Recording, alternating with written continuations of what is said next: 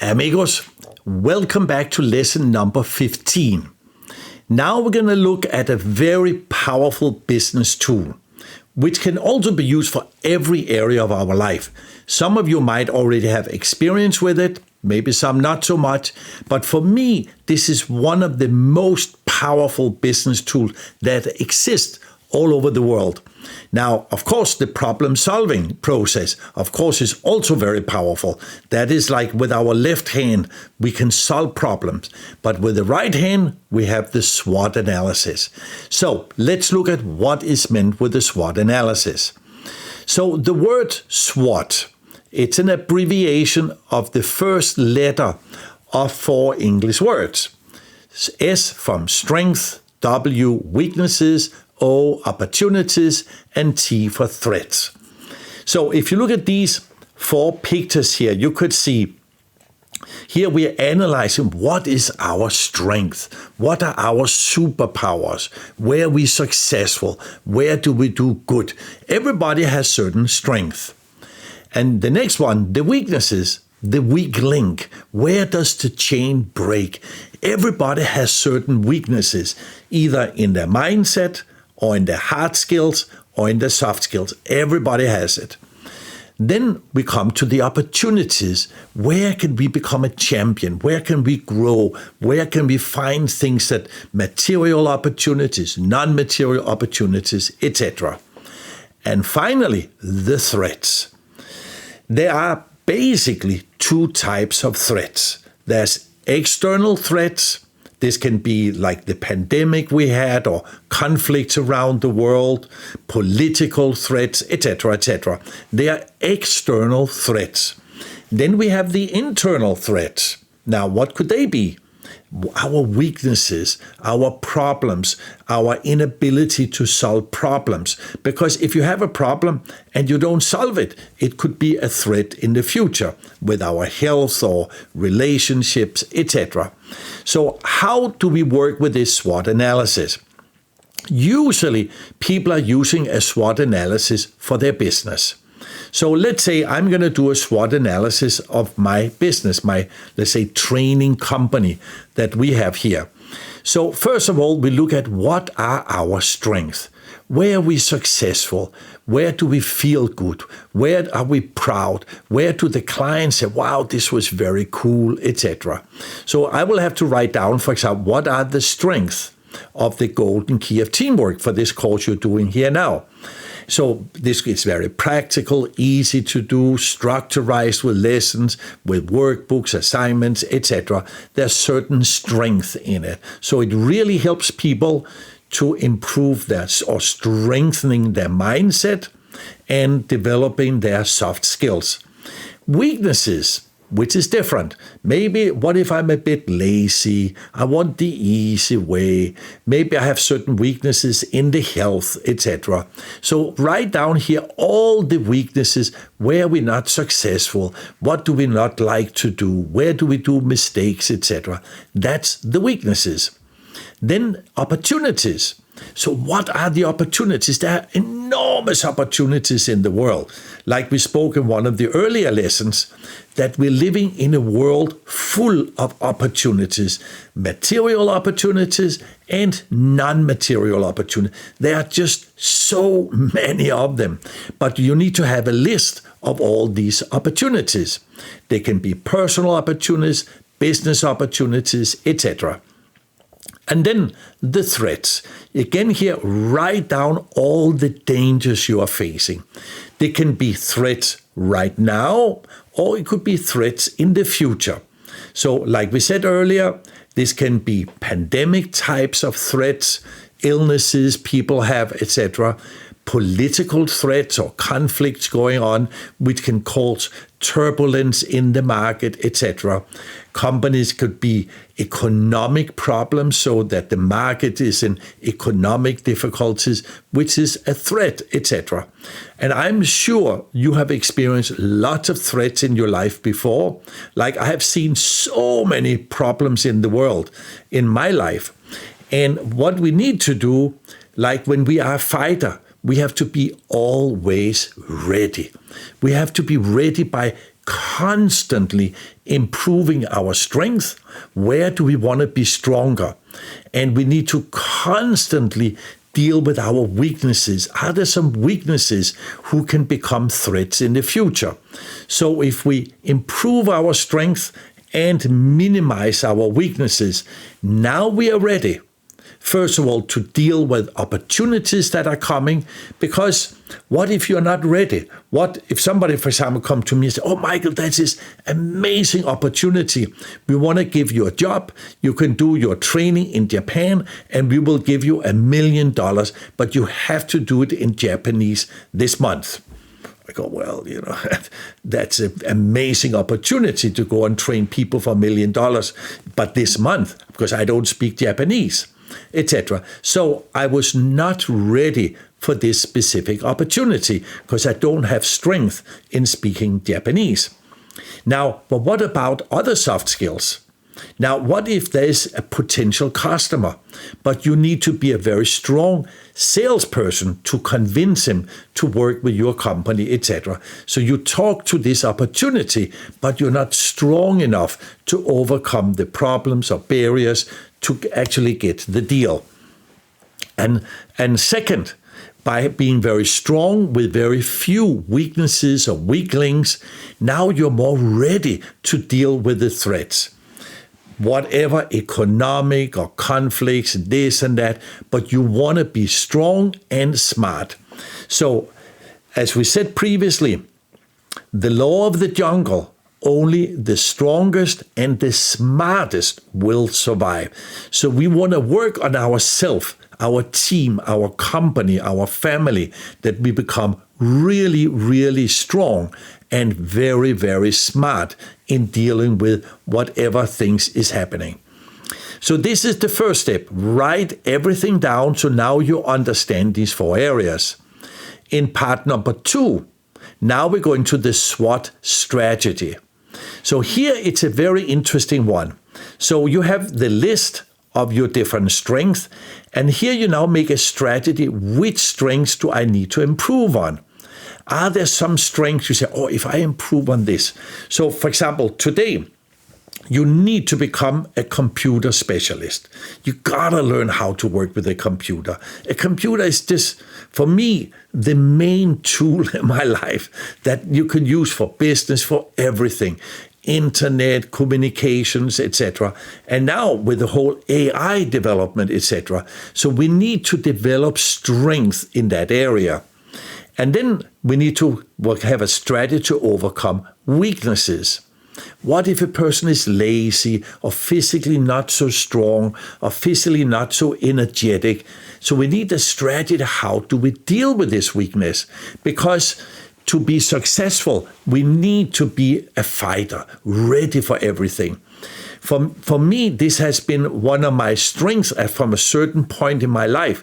In the beginning, I didn't think about it, but I saw some other people who were more energetic, they were more charismatic, and just because they were more active, more busy, they had many more opportunities.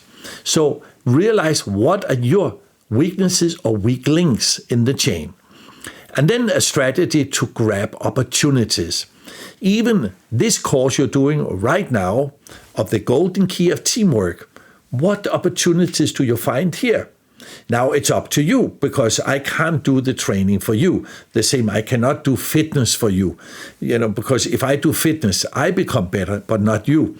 I wish I could pay somebody to go to the gym and do a lot of fitness to make my muscles stronger and to get rid of my fat, etc. But unfortunately, it doesn't work like that.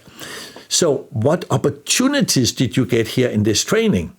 Maybe you learn something, you get energized, you say, I didn't think about that, or I kind of knew it, but I look at it from a different way. How can I now build stronger relations in the family? So uniting the family, we become stronger. And how to work at the company, how to strengthen with my team, how to use better dialogue, communication to solve problems with my colleagues, etc., etc. So there's opportunities everywhere if we are an opportunity hunter. If you don't hunt for these opportunities, probably you won't find them. And fourth, You need a strategy to handle the threats. Now, threats can already be here, so you need to work very fast. Like where we live here in Florida, every year there's hurricanes. And last year there was a huge hurricane who came in our direction and was supposed to land right where we are living, because we're living in front of a little beach on this called Tampa Bay area, and they were expecting huge flooding. So we were running to buy sandbags, put them in front of the doors, the windows, etc. Fortunately for us, the hurricane didn't land exactly where we live, but, some miles south of us, which had huge problems. Houses was destroyed with the flooding, etc. But you need to have a strategy how to deal with these threats. It's a problem, so we need to understand the problem and find the right solutions for it. So this is the SWOT strategy. And then the third part, which is called the SWOT areas. So we can do a SWOT analysis of any area. So we can take the material things of the company and analyze of our material things, what is strong, what is weak, what are opportunities, what are threats. Only material things, your building, your cars, equipment, etc. Then we can take second area, our products and services. What are we selling? Which of our products are strong, weak, opportunities, threats? Do you have some product or services who's kind of expiring or doesn't give a good result, or clients are complaining, or do you have some product or services where people are raving from the successes from them? And then you can take third, the personnel, the same way. Who are my strong people from Pareto, the 20%ers? Or you remember from the matrix, this is box number 1. Those who are very motivated, very competent. That's the strong ones. Who are the weak ones? Who are the opportunities? If you invest in them, train them. Are there some threats of your personnel in the company? Do you have some rotten apples? Do you have somebody who's making problems in the company, spreading the negative vibes in the company, etc.? So then you can, in point 4, deal with your clients. The same. Who are my strong clients, the top 20%, weak ones, opportunities, and threats, etc. And finally, of course, point 5, etc. So you can use this SWOT analysis for these SWOT areas. If you, let's say, are going to take a business partner, do a SWOT analysis first. What are the strengths of this person? Does he have some weaknesses? What are the opportunities? And what are the threats if I make a partnership before you sign the deal with this person? Not 3 months or 1 year later you regret, why I didn't check him out first, etc. Even in the family, you can do a SWOT analysis between husband and wife. If you don't have a partner and you have, let's say, 5 candidates to become your partner or spouse in life and so on, do a little SWOT analysis with them first. Don't just follow your heart. You say, I'm in love with this person.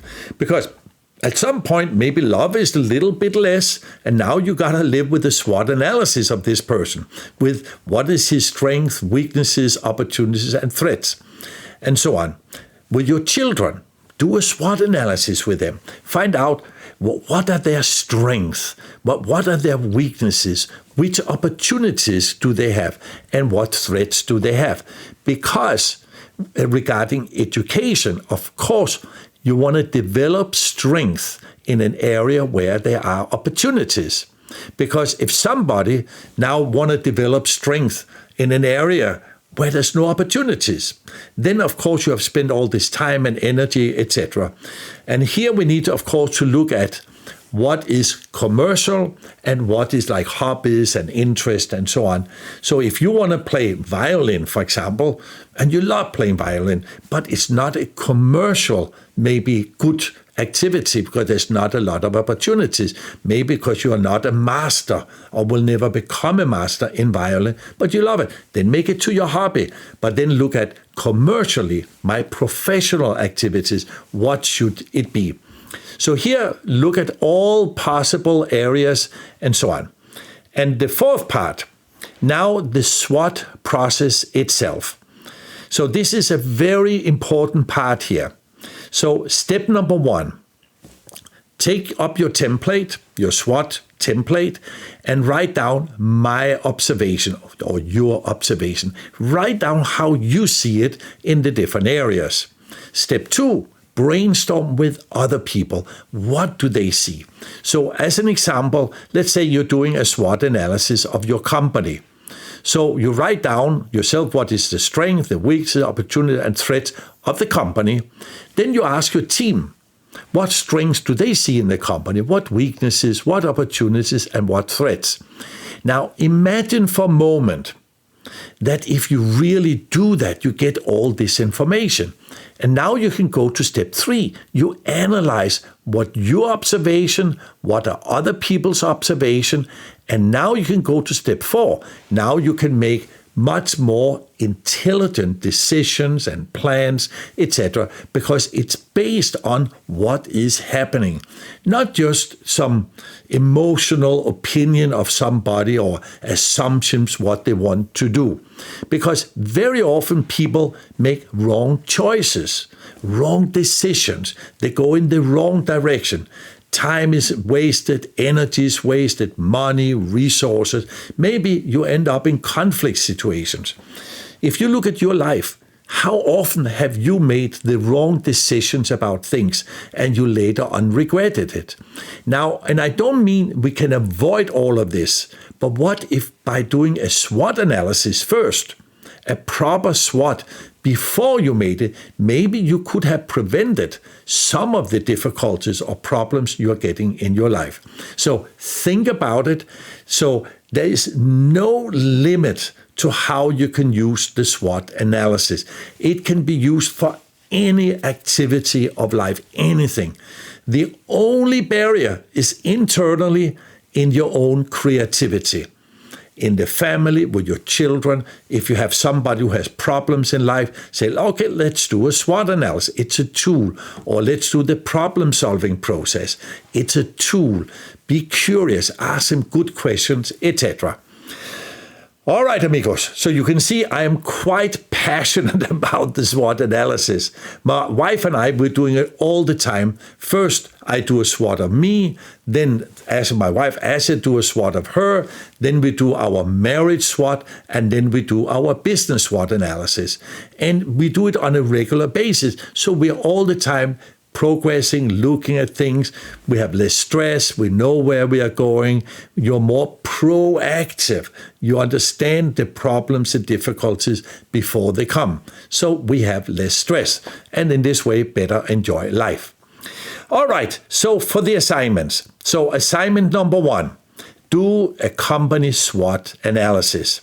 You can do one for the whole company if it's a smaller company, or you can do one for departments, etc. Or if you are not a director or not an owner, but you are a salesperson or you are a director of one area and so on, then do it for that particular area. So after you've done the SWOT analysis, now assignment 2, do a company SWOT strategy. So here you look at how to improve the strengths, what strengths to work on, what weaknesses do we need to overcome, how to grab certain opportunities, and how do we handle certain stress or threats. So that's assignment 2, the strategy part. And then assignment 3, do your personal SWOT analysis. Look yourself in the mirror and remember the process. Even here, it's very interesting.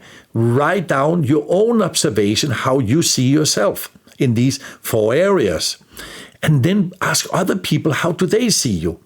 You know, it's a very interesting one. The only thing when you brainstorm with others, tell them to tell you the truth, not just to say what they think you want to hear. No, you want to know, what are my strengths?